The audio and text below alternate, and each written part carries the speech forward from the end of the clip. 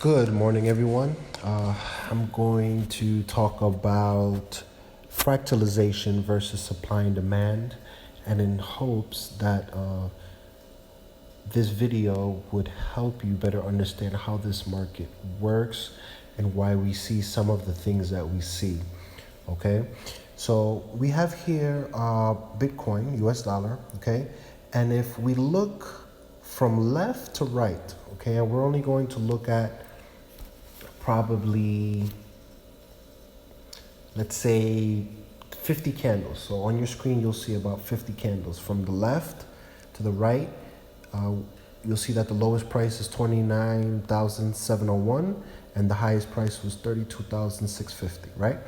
So we're only going to focus on this formation, and then we're going to compare BTC's chart with other coins and see if the chart is exactly the same or if it varies. Okay, so we'll see if perhaps there are any different formations, and then we'll come to a conclusion as to why that is. Okay, so before I begin, think of cryptocurrencies. Okay, so here we have BTC, Doge, XRP, Ethereum, Litecoin, Ethereum Classic. Let's imagine that all of these are countries. What we're seeing here is that all of these countries, or in this case, all of the coins are in red.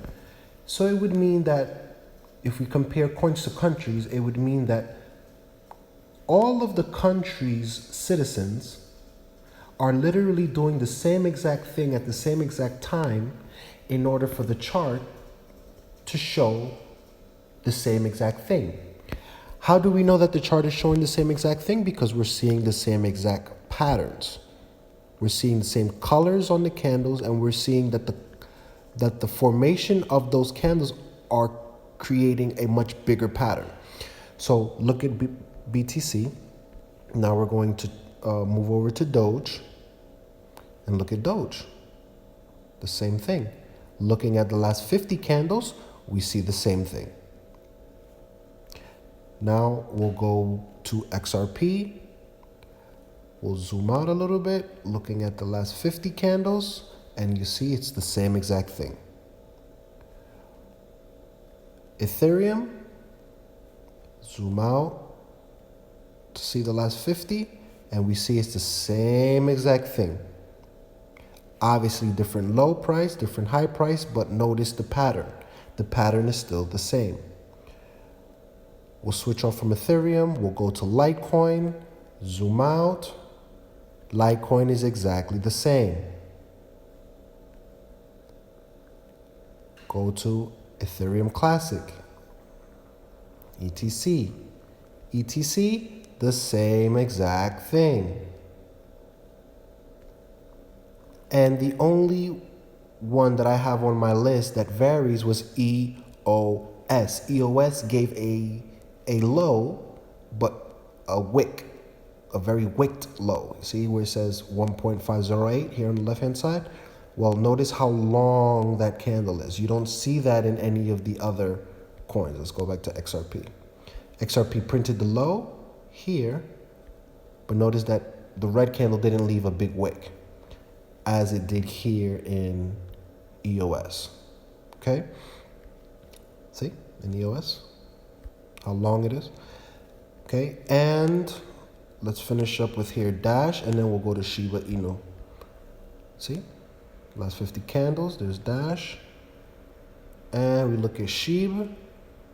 Last 50 candles, same exact thing. Now, what does this mean? This means that the market is not, I repeat, it is not based on supply and demand.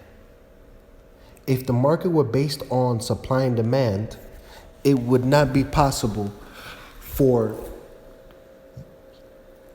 all of the coins to have the same candles print the same color, more or less the same length, and then an accumulated version of all of those candles then creates the same exact pattern. That is not possible. That cannot possibly be true. So the market, being that it is not based on supply and demand, and it is based on fractalization, means something completely different, fundamentally something totally different to what is it that we are being told by YouTube influencers, things that we've read in textbooks, or even things that might have learned from university professors or our mentors. So we are going to embark on this mission together and try to figure out what is going on fundamentally in a system that is not based on supply and demand, also known as cryptocurrency. Okay, so if you haven't already, please subscribe to the channel, give a like if you found this content helpful, and leave a comment in the comment section if you have any questions. See you guys around.